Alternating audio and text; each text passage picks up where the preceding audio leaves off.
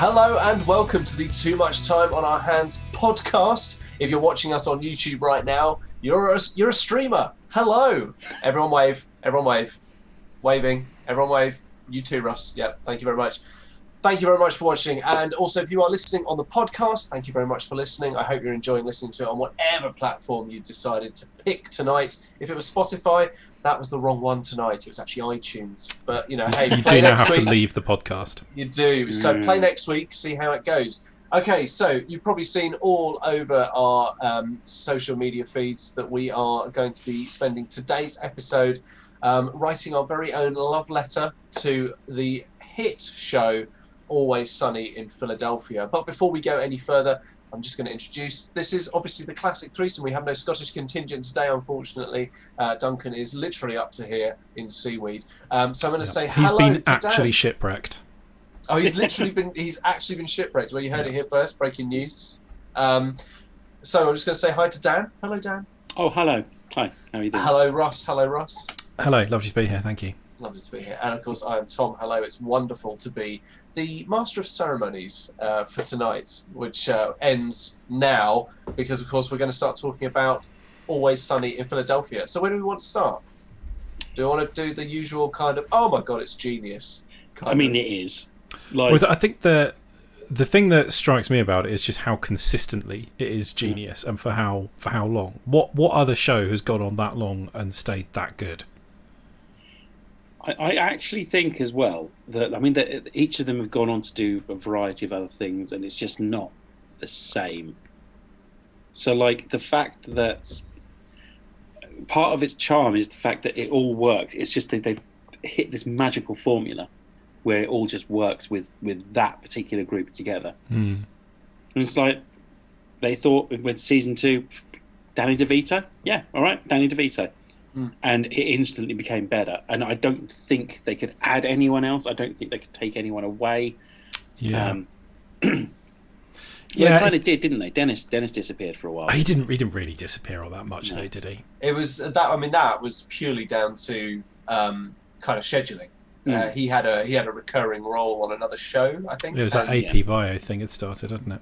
That's the one. That's the one. And and I think I remember Rob McElhenney in an interview just basically said, look, if it doesn't work for one of us, then it doesn't work for all of us. And actually, he said we were kind of lucky because we thought it was kind of going to end because if Glenn was not going to be a part of it anymore, then it was like, well, how do you carry this on with Dennis? So that's why they have that whole bait and switch episode with the doll. It's amazing.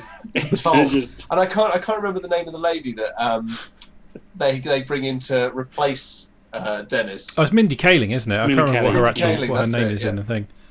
Yeah. I think it's Cindy. Is it Cindy? I think so. Yeah, something like that. And that episode for me is immortalised by the bit at the end where they come in playing Dennis's the doll of Dennis's bumhole, and Dee turns to her and goes, "See, we found a way to deal with all of our Dennis issues and do your plan. What do you think?" And she goes, "You want to know what I think? I think you guys went to a strip club and you got super hammered and super horny, and you went back to the apartment and you decided to fuck the doll." And when you found that when pressure was applied to the airtight thing and it made a trumpet noise, that's what you discovered. She points to Mac. You already knew that was going to happen because you've obviously had sex with the doll multiple times. And then she points at Frank. You put your mouth on it straight away. And then she points to Charlie. You thought this was the best idea that you'd ever had or ever heard in your entire life. And then she turns to Dee. And you, Dee, you just sat there and watched because this you are so numb to this sort of behaviour that it doesn't even register to you as odd. And like Mac's just like looking at her and he just goes, "That's dead on." Yeah. You nailed it, like point by point. But that's like they've become so sort of codependent that they completely reject any external influence on them because all people do is point out how deeply crazy and strange they are, and they don't like that. Well, it's like the one where Dee has to look after Dennis instead of Mac. And he's, wow, what's the thing that he can't eat? I can't remember what it Apples. is. He can't eat an apple with apples have to be peeled because the skins Yeah. are full of poison. Max says I have to do toxins. this. Yes. That doesn't let me. Yeah. I love Dennis. Dennis is my favourite character, I think, in it. I mean, they're all just like it's such a simple formula. It's just they're all the worst person in the world They're all horrible to a varying degree. I think Charlie's the only meant- one that's not like actively evil. But even he, Yeah. But well, it's true. Even Charlie is capable of Oh yeah, like he does really terrible things. incredible feats. I mean, truly incredible feats. Yeah, He's biting that stalking the Santa's waitress. nose off in the wall. And also, you know, even though he's quite clearly an illiterate, you know, I mean, he survived his own abortion, which is one of Charlie's like, key character points. I mean, he's a warped individual who describes magnets as a hobby. just magnets. What, making so magnets? much glue as well. Like it's just Yes, so many inhalants. his life with Frank is just the grottiest you could possibly imagine. It's so like it must take quite a lot of skill to write that because it's not just like it's so inventively disgusting. Like the fact that he has to come home and drink lots and eat loads of cat food in order to fall asleep at night because otherwise he'll be kept awake by all the cats fighting and fucking each other in the alleyway outside. Yeah. That is a classic episode as well, when so Dee and Charlie walk a mile in each other's shoes, and she stays over at the apartment, and he has this almost breakdown when she questions the whole. Well, maybe it wouldn't reek in this apartment if you didn't have open cans of pee, and maybe you wouldn't have 50,000 cats outside your apartment if you didn't have open cans of cat food. And you know, she gets really angry. I know why I do the things I do. Yeah, I'm not an idiot, Dee. There are reasons to do the things I do, and it's like that. It's like exactly like you say. It's like, I don't know what happens, Dee. You drink a lot of beer, you eat some cat food and huff glue, and there's some weird chemical reaction that makes you really sick and really tired, and then you can fall asleep. In fact, it's when Frank like hurries in. Yeah. And just starts. Like it's just such a normal thing. Someone pointed out though, when he runs in, Yeah. Frank doesn't take a swig of beer, nor does he huff any glue, implying that he's already done that on his way back. I hadn't even thought about that. Yeah, And I mean, just that whole like the fact that it's he's quite clearly Charlie's father, and yet they're sleeping together in the same bed. When there's really no reason for them to do so. They just like it. Well, he's a millionaire. Like he's loaded. But he's always got these business ventures going on, and like that as like a device that allows him to do all kinds of stuff because he's got loads of money. But at the same time, he just chooses to live like that.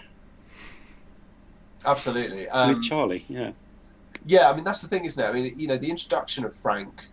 You know, they go to that night at the strip club, and at the end of it, I think Frank says something like, "This is how I want to live, Charlie. I want to live like this again. Like, I want to live in squalor and stuff." You know, again implying that he's done this at some point. Previously done that before.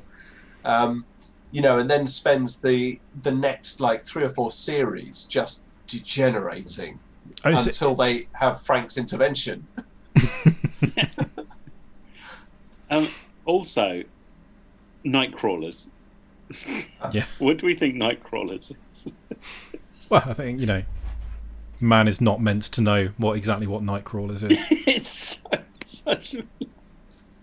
It's Didn't he just go, well, I think you two just turn the light out and then hit each other.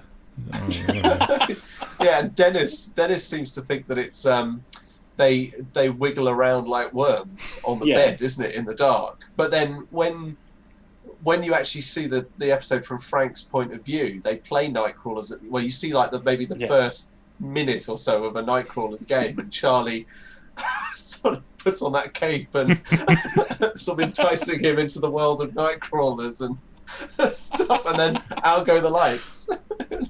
And you have to sit there wondering what the fuck these two are up to when they're not naked in the sewers. Yeah, just getting stuff. Yeah, I mean, and also the way that Deadpan go, well, you have to do it naked. 'Cause Otherwise, your clothes will can't get covered in shit. Yeah, and you have to do it barefoot because then you wouldn't be able to feel the coins and rings and stuff that you find down in the sewers under your feet. Like everyone is just kind of looking at them like, what? And they just disappear. They just go. They go and do this stuff. It's amazing. It's amazing. Such a good show.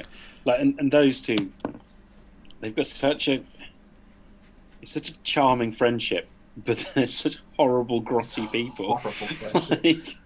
It's just not good. It's like you say, it's grotty. It's really grubby and grimy. And we are now, in that Frank episode, we're let into the secret that Frank barely knows what's going on at any given moment. Like his point of view episode. Yeah. His life is basically the Smack My Bitch Up video from basically. When he just, God knows what those pills are that he crushes, snorts, and then goes on that rampage during that episode. It's just something he finds in Artemis's cupboard. Yeah. Who, by the way, is we should talk about these bit players. Oh, Artemis is magnificent. Yeah. And the who pooped the bed one, and she's meant to be going out with Dee, and she hears their stories like, hang on a minute, I'm gonna want to hear more about this. Yeah. Bring me up to speed, boys. Yeah. She's also the DJ on the Frank's Little Beauties episode, isn't she? Doesn't know how to use any of the stuff she's got, but is just very capable of smoking a joint and then just going, "Give me a beat," just pressing one button. So, if there's anyone watching or listening that's never watched Always Sunny in Philadelphia, how would we describe it? Well, first, if there is anyone watching who hasn't watched it, then they're going to find this a very boring episode. It's weird. Like it's a fairly standard single camera sitcom. Yeah. Except it's completely crazy. Yeah. It just stays so fresh somehow, and I can't really figure out how we got to 13 seasons, and it's just still 14. It's like 14 seasons. It changes, and yet it doesn't change. Like the gang will remain fundamentally exactly the same always, but stuff around them changes and moves on. Yeah. If you were going to pitch it to anyone, Rob McElhenney's compared it at points to Friends, kind of saying, he finds the notion of these people getting older and getting more beautiful to be completely ridiculous.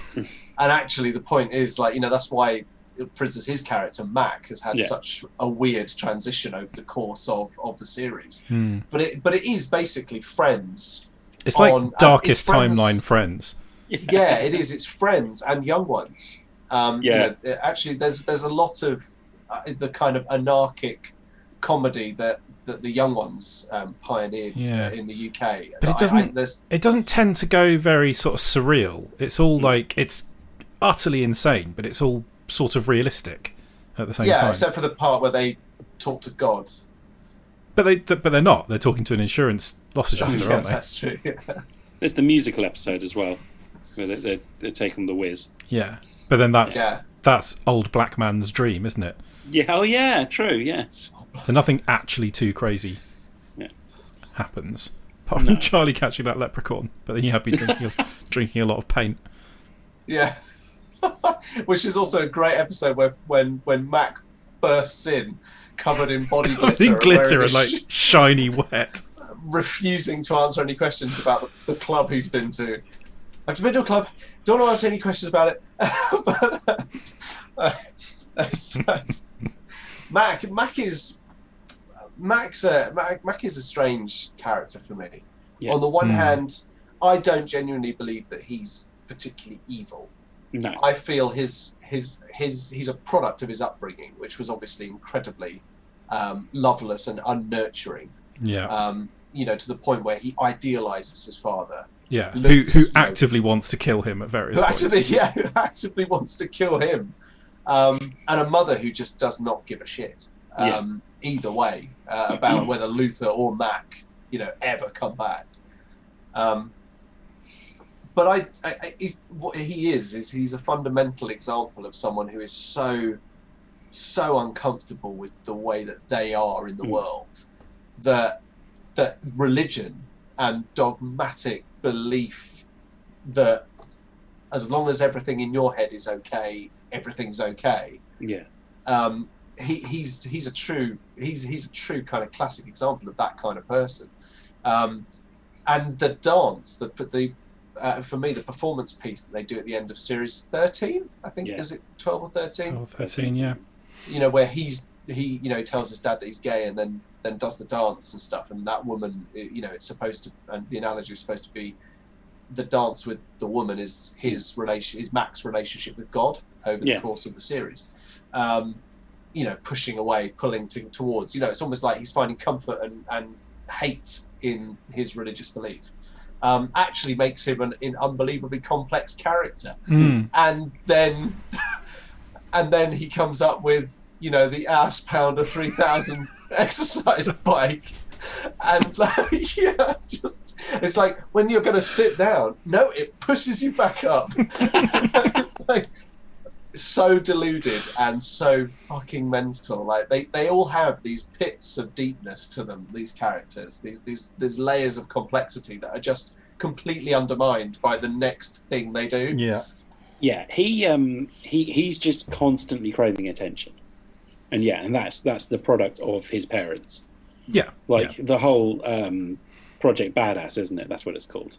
Yeah. Like it's just him. Like, look what I can do, and like with the karate and like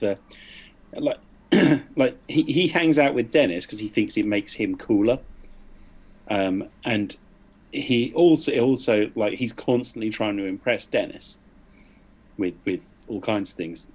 It's kind of alluded to him that he fancies Dennis, but I think there's more of like he's just likes hanging out with Dennis because he thinks makes him a better person, basically. Yeah, that's really nicely. The one where they go to the zoo and it's all the text messages that are sending, like the WhatsApp messages that are sending. Matt keeps sending these long, needy essays, and Dennis just like, "Yup." Yeah, or a thumbs up. There are moments though where Dennis plays with Mac, and I think it's at points where Dennis needs the affirmation, like when they're trying to get the rat out the wall, and he says, you know, it's not just about catching the rat, it's about seduction, and puts on, you know, all I wanna be with you, and they're just doing, and it looks like they're going to lean in for a kiss, and Dennis is going for it, and then suddenly Dee walks in and he just turns away. Poor Mac. Oh, also that is the bit where they sniff the petrol, isn't it? You know, I'm just going to check that. Yeah, when they've got their hands stuck in the. Yeah. Jesus.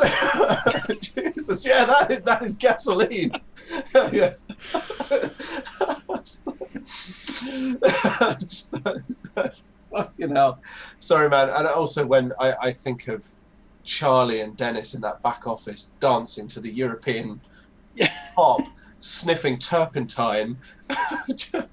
Oh man, sorry. There's so many moments that are just flooding back to me at the moment. I'm going to lose control of this. It's just So that bit is even better. If you've seen the Billie Eilish video where someone's put that at the end of Bad Guy, you know the song Bad Guy.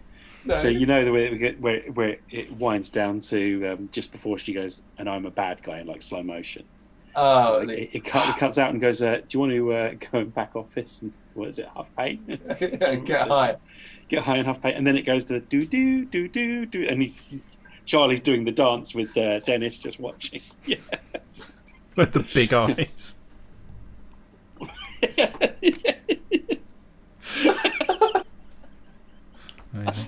I do like how they are like permanently intoxicated in some way. Yeah. To the extent that the one episode where they don't drink for a couple of hours, they get desperately ill with what they think is the flu, but it turns out it's just because they haven't drunk for a few hours. They've got into withdrawal. There's no one ever in the bar. But there are though. Like, there's a few customers, even when they're doing the most crazy stuff. There's a few of these haggard old regulars that you'll spot in the background just trying to have a drink in the bar. Who goes to that bar? Well, interestingly enough, actually, there was you know, that there are a few episodes where the bar inexplicably becomes, you know, a hotspot. I mean, actually, literally in one point, isn't it, where the gang tries to beat global warming, and they have this constant battle on their hands trying to keep everyone hot enough that they want to keep dancing and not wear any clothes, but also cool enough so that they don't leave. And it's, you know, that Dennis slowly loses the will to live and just literally cannot contain himself any longer and has that big rant like at everyone about air conditioning prices and stuff. It's but again, you know, Dennis's finest moment will always be, in my mind, the implication. Yeah. Which is like, I mean, Dennis in a nutshell. The whole scene is, as you say, Dennis in a nutshell.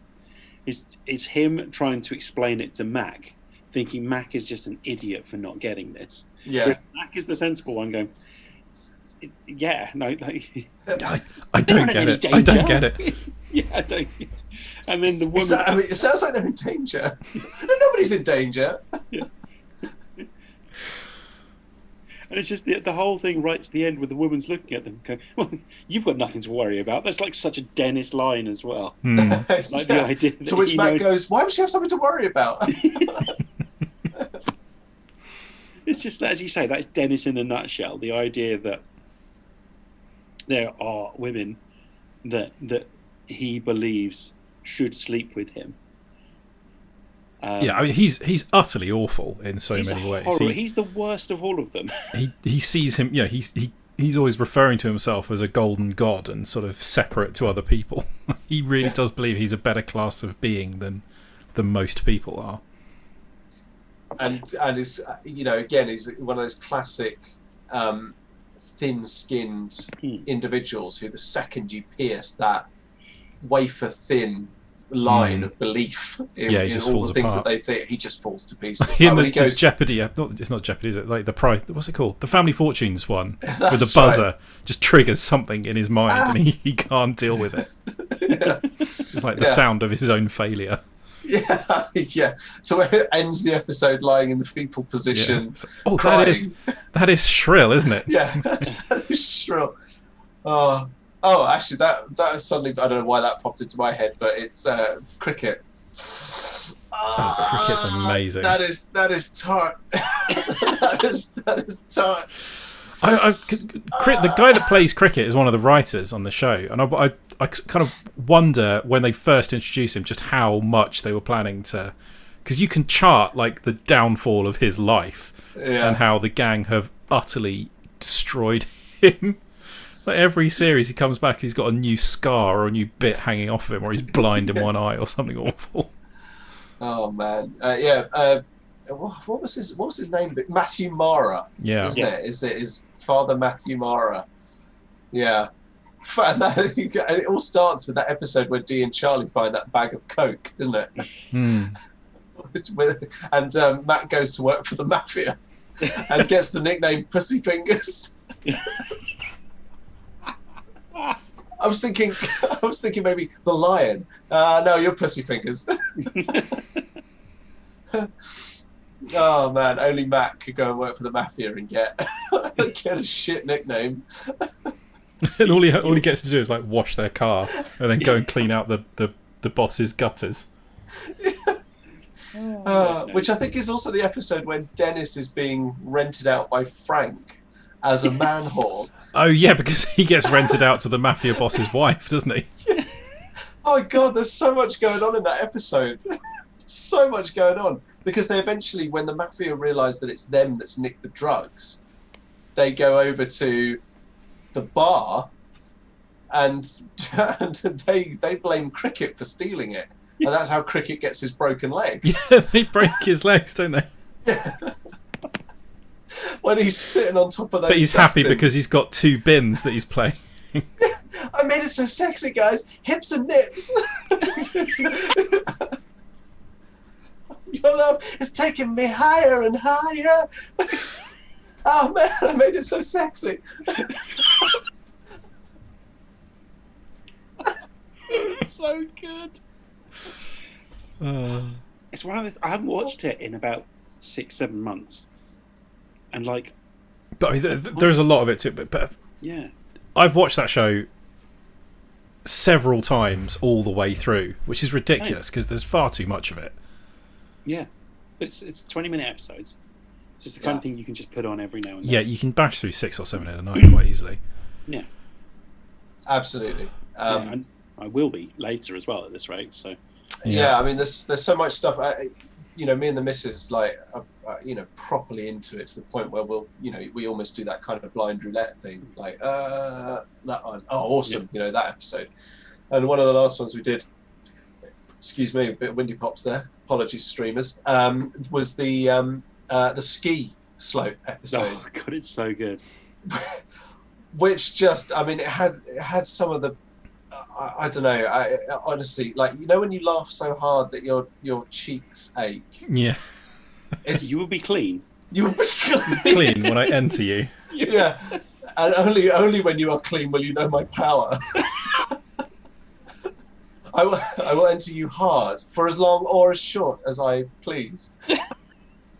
Oh, fucking hell! And the guys, you know, I mean, it's obviously a pastiche of Ski School, that classic softcore film that I'm sure we all watched at one point of our lives, and with like the party guys who are now, you know, sort of mid-40s, you know, like going to court to try and win custody of their children and like recycling cause cans to make the rent. And the guy walks straight back in, goes into the fridge. Did you fuck with my burrito? Did you put something in my burrito? Did you come in my burrito? Did you come in my burrito? I would not do that to you. I respect you too much. Did you come in my burrito? Oh, fucking hell. Oh my God. It's such a good episode. And when he starts taking the girl's top down, no, you can't do that. Yeah. Just like literally grabs at them, doesn't it? And I just love the way it ends at the end where Frank's like, well, don't worry about it, it's all over now. I mean, anyway, it's like, what do you mean? Like, well, that was all just a thing. I was just, you know, I bought the mountain, I fracked it. I mean, Frank, just someone who seems completely oblivious, has managed to evilly machine fracking a mountain behind a ski race. I mean, Frank's the ultimate engine of chaos, though. Like he will push things to as far as he possibly can. Yeah.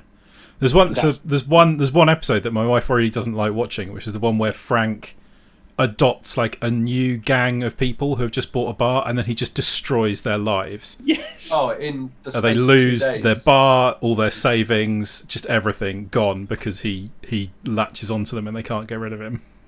And he even says to them, doesn't he? He's like, "Oh, I'm not so good with the plans. I just kind of do something, and the other guys, they all race to sort of sort it out and things." And he gets like all those underage kids to come along, and they're like, "Oh, these are all underage." Like, what do you mean? It's like, I don't know, just it's like that kind of like reluctance to take any responsibility, and then walks in to their bar when they're in, you know, the girls in tears and the guys are wondering what to do, dressed as a man cheater. Just like, I'm a man cheater. Like, can we do something with this? And they're like, and they go through this whole thing, like thinking, well, you know, they're just talking to each other, like, you know, well, maybe he can help us out of this. Like, maybe it seems like he gets in these sort of scrapes all the time. Like, maybe we should see what he can do. They turn back round and Frank's already fucked off.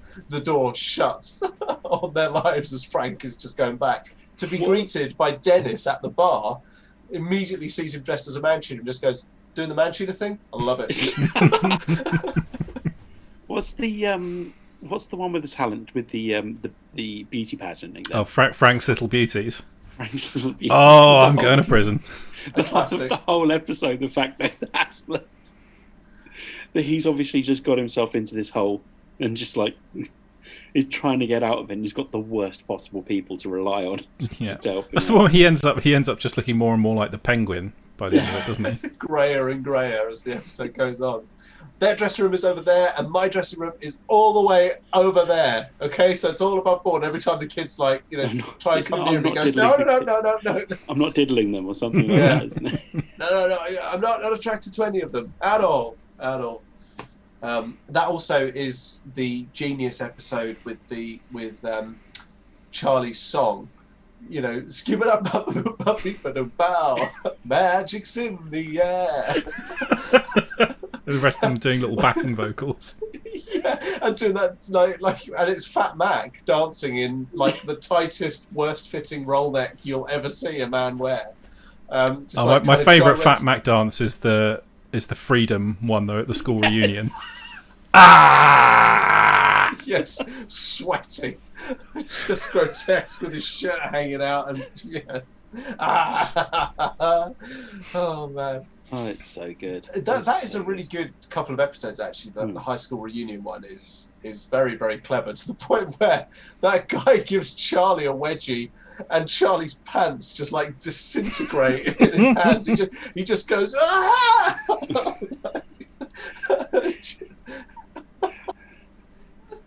That's the one we find out that Mac's name is Ronald McDonald, isn't it? Oh, that's the one, yeah. Oh, it's brilliant. Ronnie the Rat.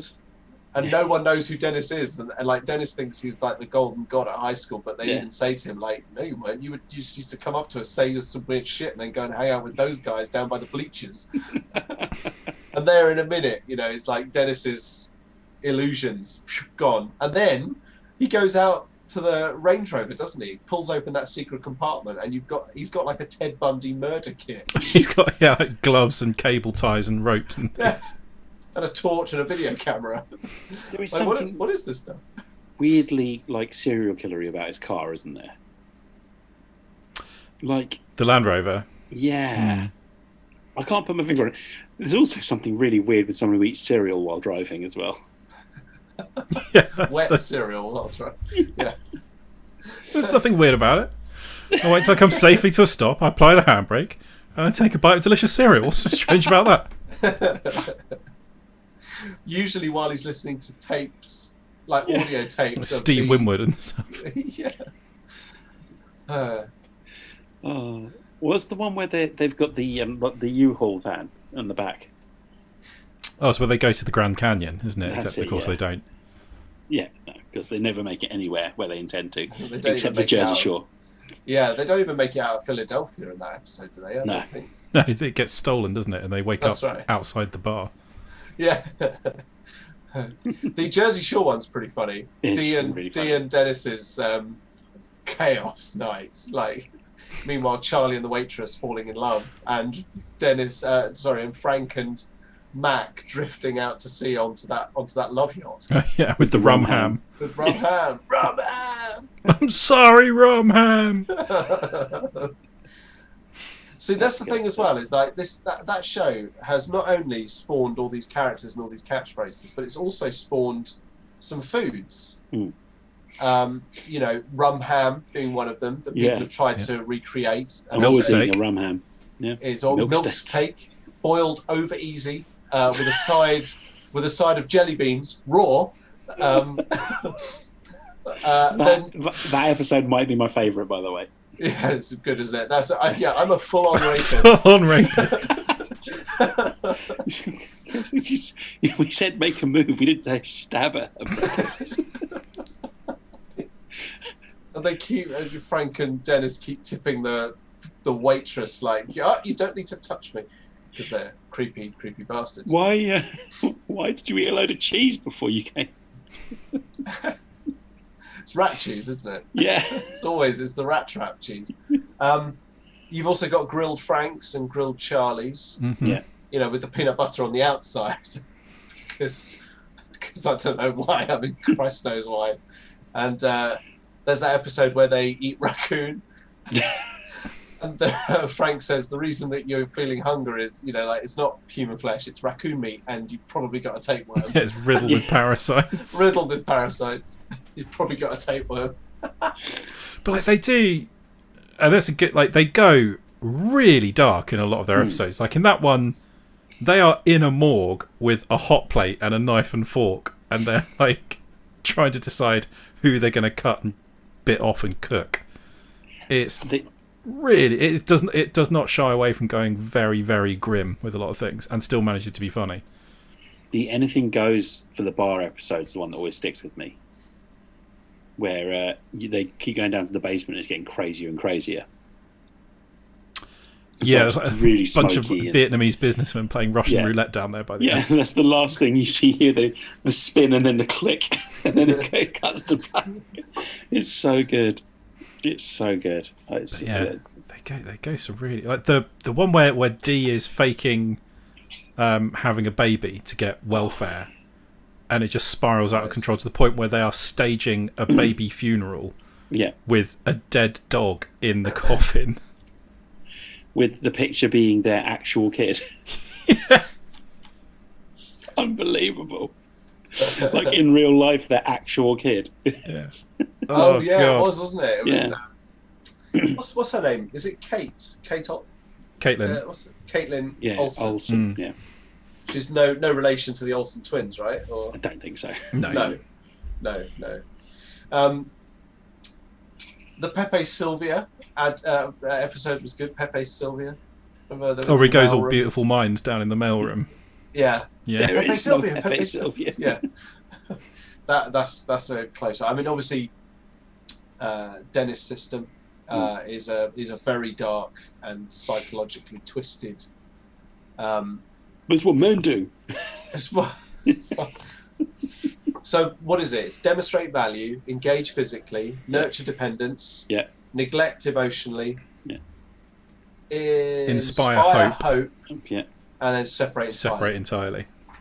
And I remember that now word for word, not because of the episode, but because of the time you asked us in a quiz, Russ. Yep. I remember that because you had high hopes that we were going to get high scores on that, and we failed abysmally. Yeah. Can you remember all the meanings that they thought from Charlie's dream journal of what worm hat could be? It's a hat for worms, Mm-hmm. a hat full of worms, A hat made of worms. a hat made of worms. Yeah. Right? And then what it turns out is a German man in a biplane. Yeah, called Worm Hat. Worm hat. He chases him in a biplane. Fucking unbelievable. It's so good. So funny. So just ridiculously silly. The Charlie Work episode is one of my favourites as well. Yeah, and that's quite basically like they do some Birdman. quite ambitious things for such a fucking ridiculous show. Yeah. Like that's a really ambitious episode. The sort of the single take, perfectly choreographed, very complex plot, a lot of moving parts. All right. And the And the music. I mean, obviously, the Nightman Cometh is just an incredible piece of work, but it didn't need to be that good. They didn't need to do a full-on musical. Absolutely incredible. I mean, but even they say that as characters at the beginning when Charlie comes out saying, "I've written a musical." You just write a musical. Yeah, and they just kind of but who is it versus? Who's the mark? Who's the mark? Yeah. Who's this against? Who are we doing this to? And even Charlie's just like, no, we are. It's literally just a musical. Of course, it turns out that literally it's all in Charlie's mind the way that he will finally win the hand of the waitress, of course. But that little boy was me. And also Frank misreading all of the words, like instead of the as the troll told, trying to take money for this boy's soul, constantly singing about it's the money for this boy's hole. How are we going to play the rape scene? I think we need to do it very tastefully. Yeah. It's the bit when it's the curtain that comes down and all you hear is, "Are you hard?" Stage freeze. Don't say stage freeze. Don't say stage freeze. And wasn't the Dayman song that is in the musical originally in an earlier episode where It's Dennis one where they and Charlie form bands. a glam rock band, isn't it? Yeah. And Dennis dresses as the Dayman in that silver unitard for the first time. Yeah. Dayman. Oh. Oh dear. Fighter of the night, man. Oh, brilliant. Champion of the sun. Master of karate and friendship and everyone. There we go. Yeah. Genius. Very, very good. It is.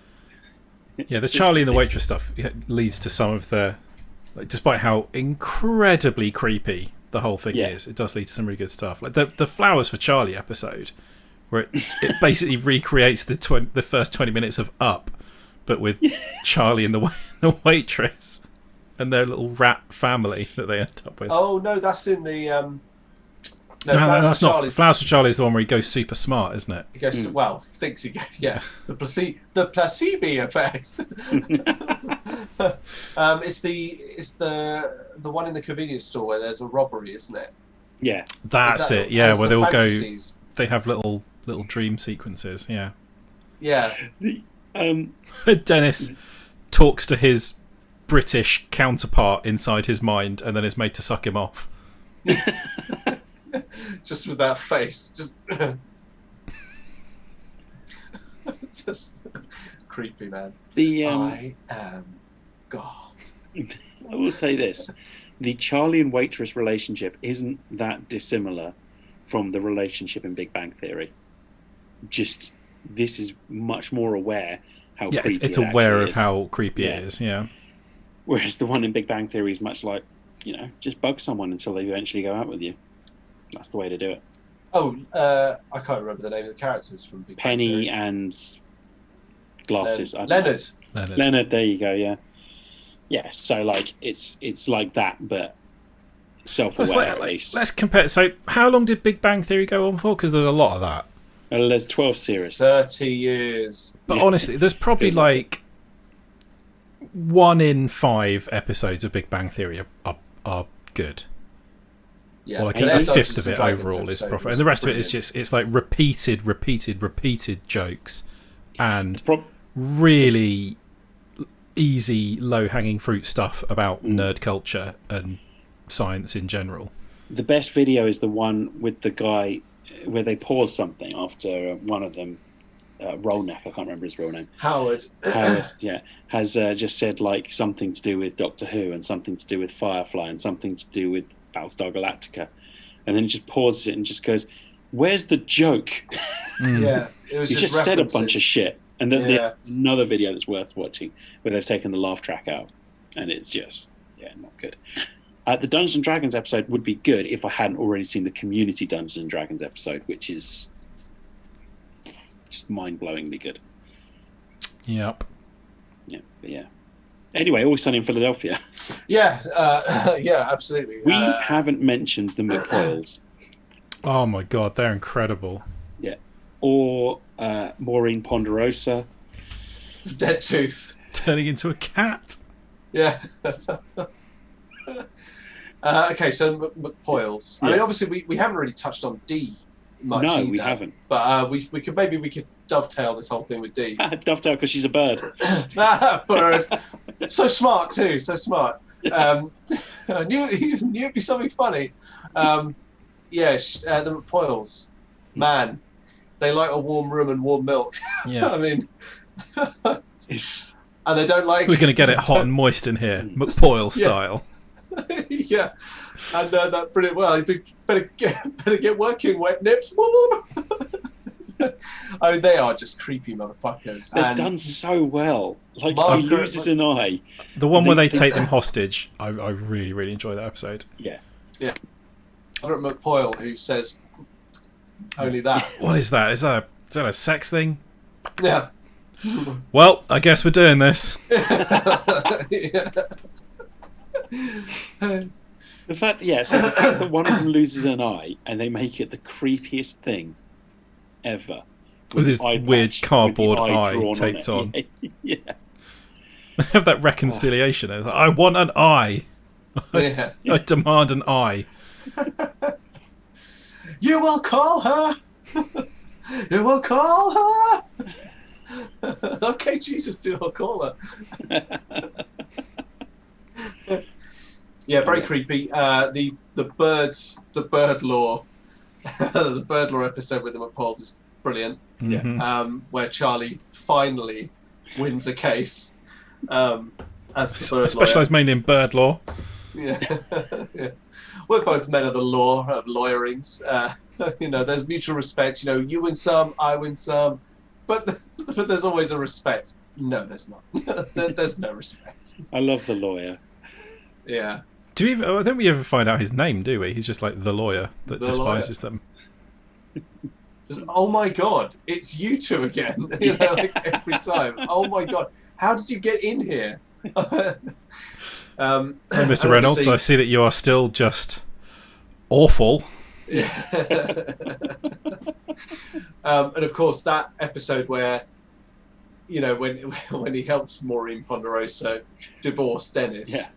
and saddles him with all her debt and all that stuff as well, is obviously the genius episode that, you know, we quote endlessly with Jack Kelly. Don't worry, fellas, I'll handle this. Hello, I'm Jack Kelly. I'm a lawyer. We're lawyers. We're lawyers. Look at the size of his hands. They're magnificent. Yeah, you've got the goods. I love how ridiculous that gets with the fake hands, like later. Gloves. The gloves, yeah. The big, thick pink gloves. Yeah. Yeah. And also, just to give it an extra creepy undercurrent, it's heavily implied that he was abusing Charlie when he was a Yes. child. Yeah, absolutely. Yeah, and I mean, he is very much the Nightman, is he Yeah. not? Mm. With his tiny hands. Yeah, which is ironic because in Charlie's mind, the Nightman had big, strong hands. Yeah. And so it's it begins to unravel in such a disgusting, disturbing way. It's sometimes not worth going down the rabbit hole. Yeah. Oh, it's so good. Yes, sorry, we ended that one on talking about. Yeah, oh, it's so good. Yeah, okay. So obviously, we talked about the McPoyles. We talked about Uncle Jack, Yeah. The who waitress. is a lawyer. The waitress, who is a mess. But Yeah. also, I do quite love the human undertones that she has, where she Yeah. says, "Why do you love me so much? I'm a complete mess." Mm. And Charlie's like, "Well, it doesn't matter to me. I just love you." And I it's love- a moment for her. I love that he eventually goes out with her and he hates it. Yeah. Yeah. He's ghosting her, like, even though she's at the apartment, like, and then she fucks the dentist doll. He like takes the dentist doll over and leaves it there for company. Well, if you got something to say it to that.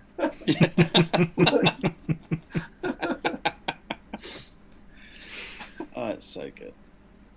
Yeah. No, it's we've done the waitress. The Boggs episode with the drinking. Oh, the Yeah. cross-country Bob's. flight. Yeah. Yeah, that's amazing. So good with the drinking. Yeah. There's some of the best drunk acting in that show, Oh, yeah. especially from Charlie. And it's not as easy to do as people think. You know, unconvincing drunk acting is really, really annoying. Yeah. But like, it's not even just drunk. Like, Dee can do it really well as well. Mm. It's not just drunk; it's like paralytic. Mm.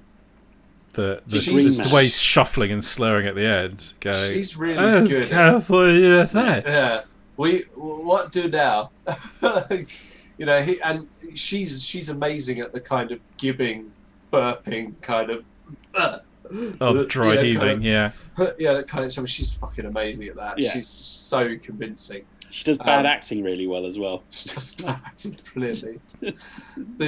When they are walking a mile in each other's shoes, when she takes Charlie to the stand-up club and she spends her entire sort of 5 minutes on stage Yeah. dry heaving. He's just going, why would you do this? Why do you? Oh, you got to put the hours in. You got to put in the time. But why? Why are you doing this? You suck at it. Yeah. Oh, bless her. That whole episode where they trick her into thinking that her career has taken off. Oh, and that she's going on Conan.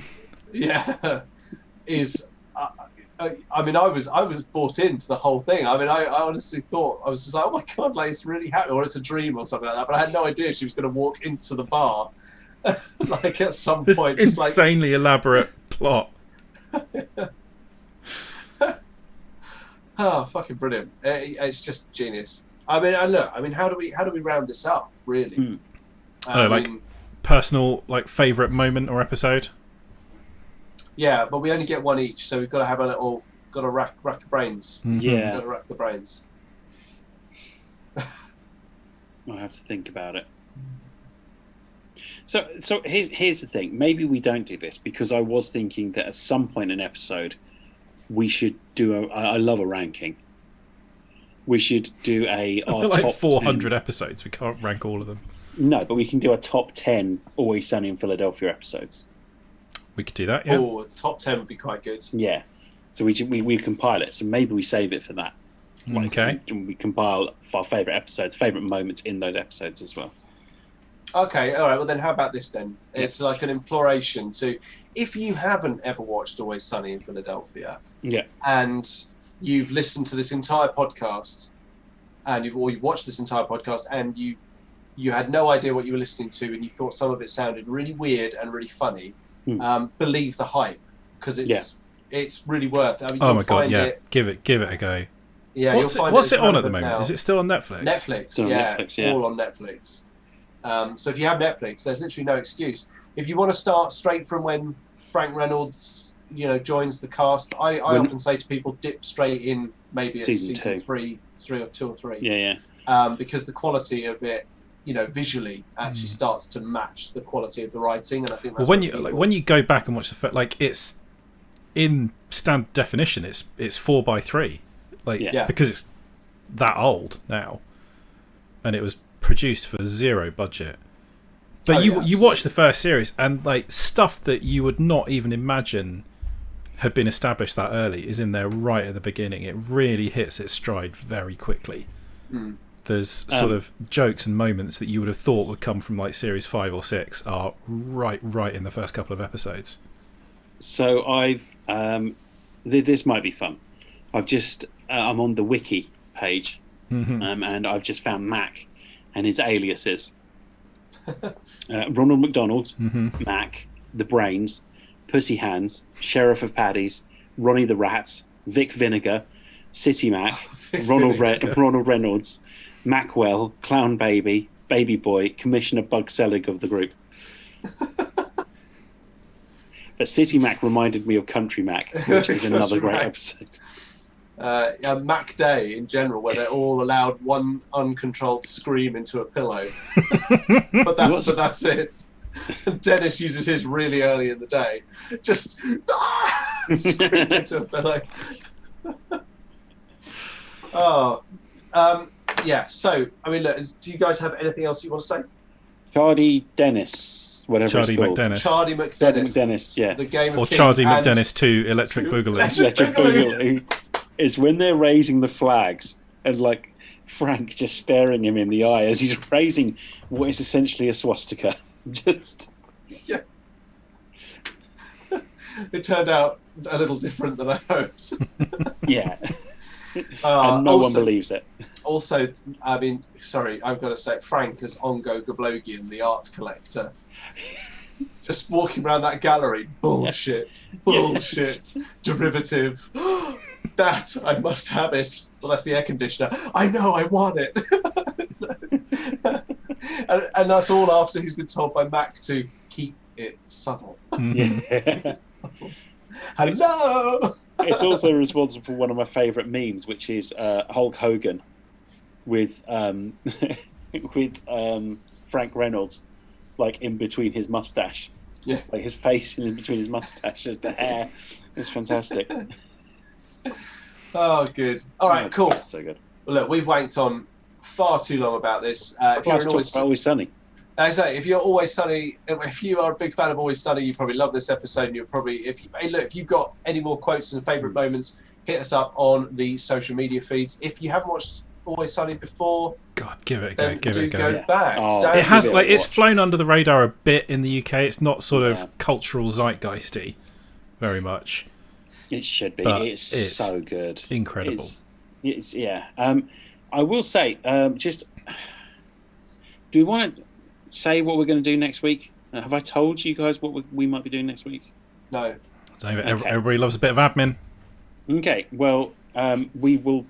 I think what we might be doing, based on some recent news, is be recasting one of at least my favourite children's TV shows that I grew up on / teenagers TV shows that I grew up on, because they announced that they might be bringing it back. Mm-hmm. Do you want to say? Shall I say what it is? Well, let's tease the 10 to 15 people that might be watching, right? Yeah. Optimistic, Tom. Yes. Yeah. So yeah, it's all I'll say is that there's talk of bringing this TV show back.